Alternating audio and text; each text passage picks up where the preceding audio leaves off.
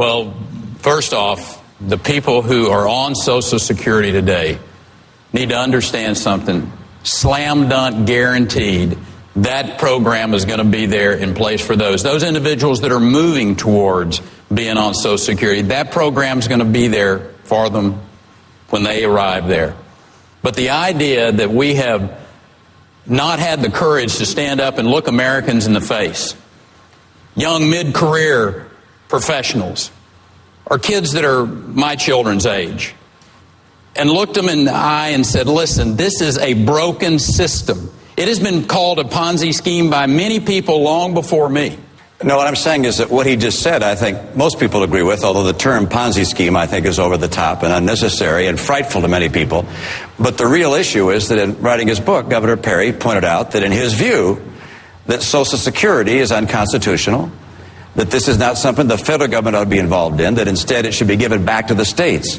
And I think that view, and the view that somehow Social Security has been forced on us over the past 70 years, that by any measure, again, quoting from his book, by any measure, Social Security has been a failure.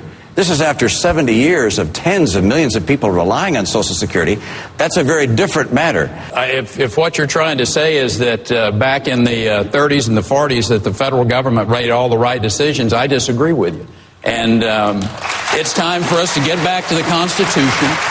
And a program that's been there 70 or 80 years, obviously we're not going to take that program away.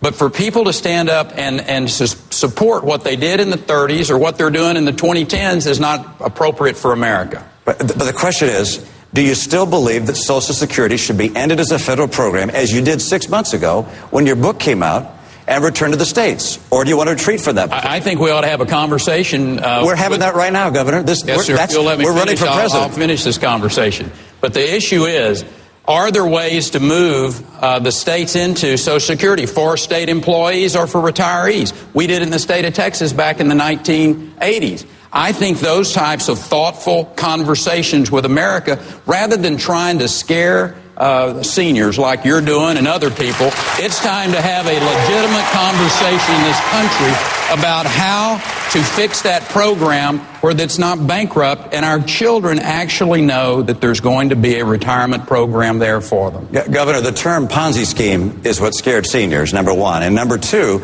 suggesting that Social Security should no longer be a federal program and return to the states and unconstitutional is likewise frightening. Look, there are a lot of very bright people who agree with you. And that's your view. I happen to have a different one. I think that Social Security is an essential program, that we should change the way we're funding it to make sure. Criminal. You said if people did it in the private sector, it would be called criminal. That's in your book.